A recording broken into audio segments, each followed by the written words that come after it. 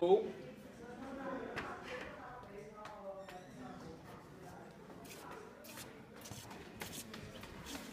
Hej, kan du være sammen efter skole? Nej.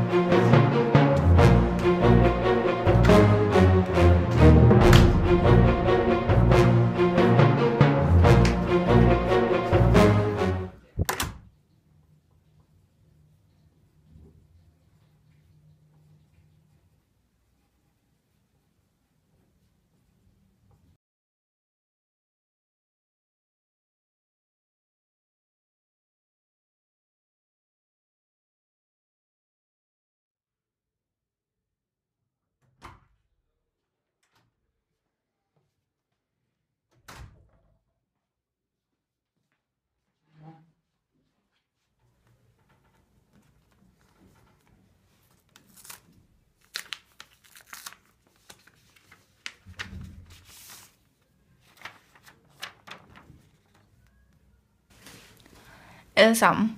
Hele mit liv har jeg været præget af andre mennesker, der har nedgjort mig. Jeg har fået nok. Jeg er et sted, hvor jeg kan klare det mere. For cirka 7 år siden mistede jeg min mor. Jeg så min egen mor blive slået ihjel.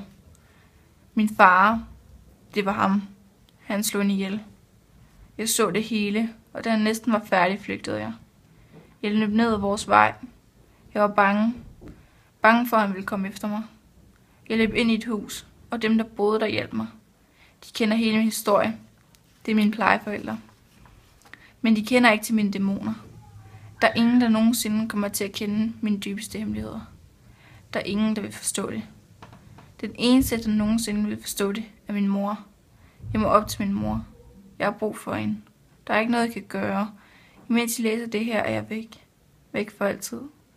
Jeg ved ingen af jer bliver ked af det. For I er ligeglade. Farvel, Ella.